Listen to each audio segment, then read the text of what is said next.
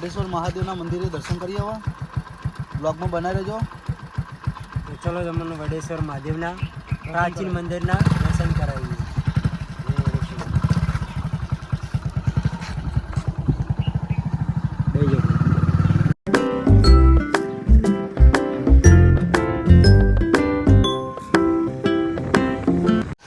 Hello મિત્રો, અમે finally Vadeshwar મહાદેવના મંદિરે આવી ચૂક્યા છીએ. તો ચાલો તમને બ્લોગમાં બનાવી રહેજો. તો મંદિરના દર્શન કરાવીએ.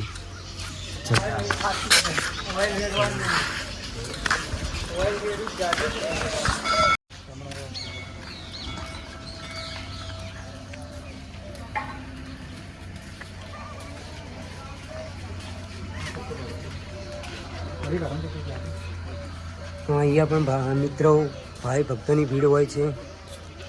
જે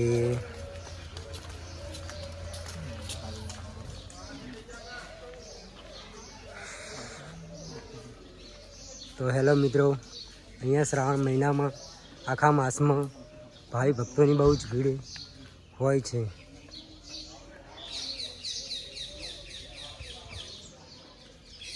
જ્યારે પણ દેસરી ગામમાં આવો ત્યારે આ મંદિરની અવશ્ય મુલાકાત લો.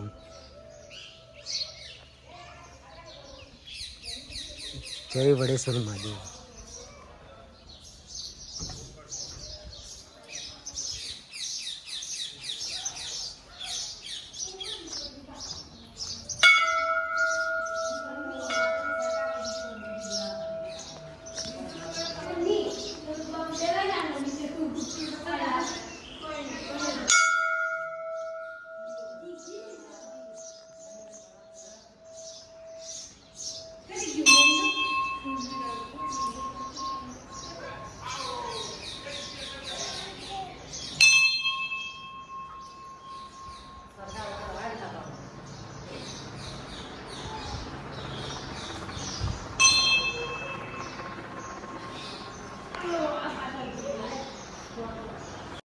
હેલો મિત્રો, મંદિરની એક્ઝેક્ટ સામે એક સૂર્યકુંડ પણ આવેલો છે. એ પણ તમને હું બતાવીશ. તો બનેલ રહેજો મારા બ્લોગમાં.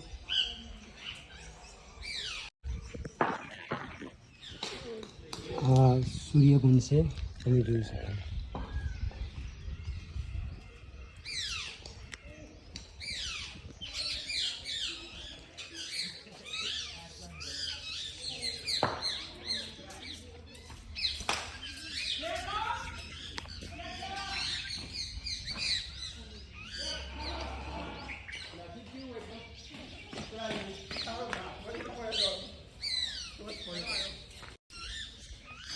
હેલો મિત્રો, અહીંયા ઘણા બધા વડ આવેલા છે. તેના પરથી વડેશ્વર મહાદેવ પણ નામ પડેલું છે, એવી માન્યતા છે અહીંની.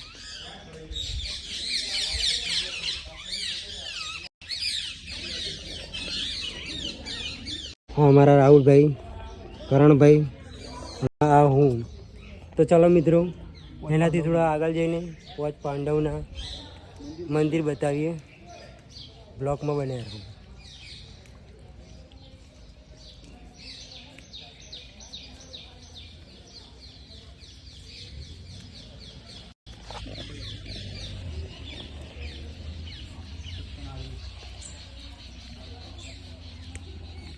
જોઈ શકો છો તમે પાંચ પાંડવની ગુફા.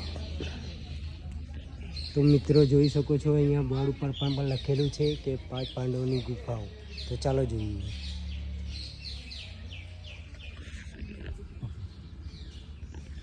તો મારા ભાઈ હવે સમજાવે છે કે શું વાત છે.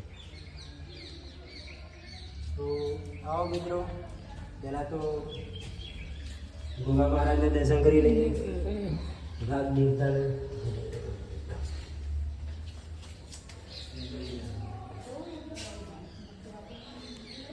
और पांडवों से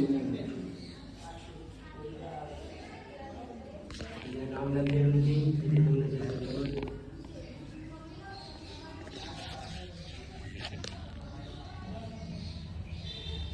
તમે જોઈ શકો છો, વિભિન્ન ચિત્રો દોરેલા છે.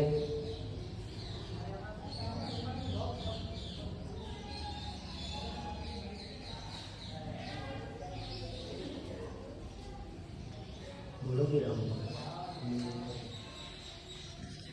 મિત્રો આપણે જોઈ લો પોચ પાંડવની આ ગુફા. તો મિત્રો અહીંયાનું લોકેશન એકદમ મસ્ત હ. તમે પણ આવો, ફોટા વિડીયો ઉતારવો હોય. મિત્રો હવે દર્શન કરી લીધા છે ને હવે દર્શન કરીને નીકળી જાય ઘર તરફ બાબા. હા ભાઈઓ તો ચો જવાનું વિચાર હવે ડાયરેક્ટ ઘેર. અમારા બ્લોકમાં બન્યા રહેજો ને હવે અહીંયાથી અમે ઘરે જઈ રહ્યા છીએ. હા એકદમ તડકો મસ્ત કાઢ્યો. એકદમ મસ્ત લોકેશન હો સરપંચ. જ મિત્રો આપણે દર્શન કરીને ઘેર આવી જાય તો વ્લોગ સારો લાગે તો આપણે વ્લોગને લાઈક કરો, શેર કરો, સબસ્ક્રાઈબ કરો. જય માતા.